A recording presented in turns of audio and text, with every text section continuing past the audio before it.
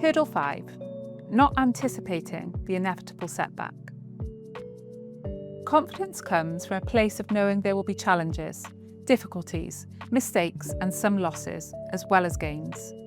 We experience setbacks in life, so when we develop our confidence at work, we need to be realistic that there will be difficult moments from time to time. We need to think about having a backup plan to get what we need and think about ways we might prepare for and respond to setbacks and potential uncomfortable conversations.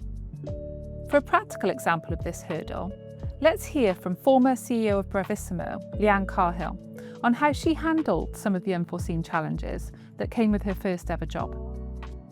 I've always worked. From the second I was 16, I wanted a part-time job.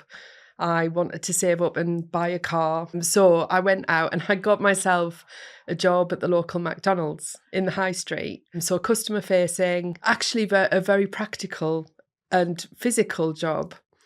And I remember going and I'd filled in the forms and I went and I had my interview and spoke to the manager, and he just kind of paused and half-assed, I can't remember how he worded it, but he was essentially asking me if I thought I'd be able to do the job that I was applying for, given that it was working in kitchens, lots of equipment, very fast moving.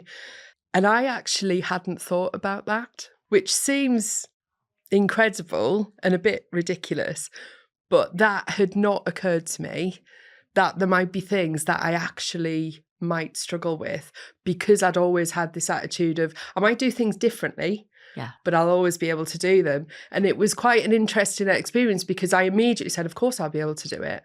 You know, that was my immediate response. But I did go home thinking, will I? And what happens if I can't?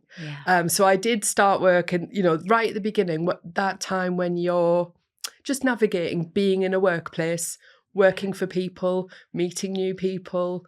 And in that kind of a job, you know, you're meeting the public all the time and children. And actually that's quite an exposed position to be in. And then realising that I've got to move really, really quickly, and I've got to just find different ways of doing things, whether it's working with this specialist kitchen equipment or carrying lots of drinks or not slowing everyone down. But I think that was quite formative, because just doing it, finding out, yes, there was a few scrapes and tough moments, but I did it and I was fine. And I worked there a couple of years before I started university.